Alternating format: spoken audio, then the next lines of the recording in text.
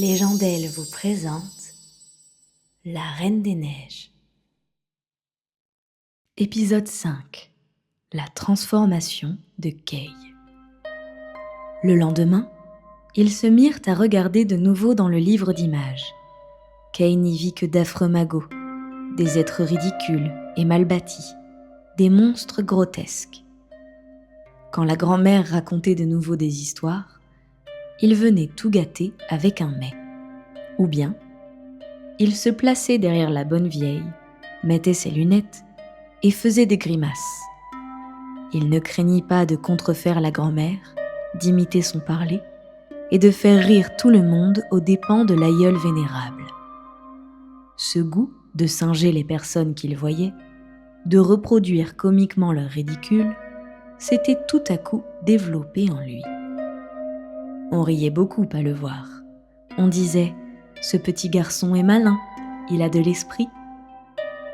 Il alla jusqu'à taquiner la petite Gerda, qui lui était pourtant dévouée de toute son âme. Tout cela ne lui provenait que de ce fatal grain de verre qui lui était entré au cœur. Dès lors, il ne joua plus au même jeu qu'auparavant. Il joua à des jeux raisonnables, à des jeux de calcul. Un jour, qu'il neigeait de nouveau, il prit une loupe qu'on lui avait donnée et tendant le bout de sa jaquette au dehors, il y laissa tomber des flocons. « Viens voir à travers le verre, Gerda !» dit Kay. Les flocons à travers la loupe paraissaient beaucoup plus gros. Ils formaient des hexagones, des octogones et autres figures géométriques. « Regarde !» reprit Kay. « Comme c'est arrangé avec art et régularité. N'est-ce pas bien plus intéressant que des fleurs ? Ici, pas un côté de l'étoile qui dépasse l'autre. Tout est symétrique. Il est fâcheux que cela fonde si vite.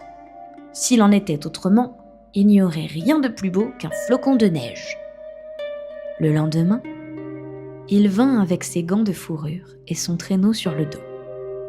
Il cria aux oreilles de Gerda, comme tout joyeux de la laisser seule.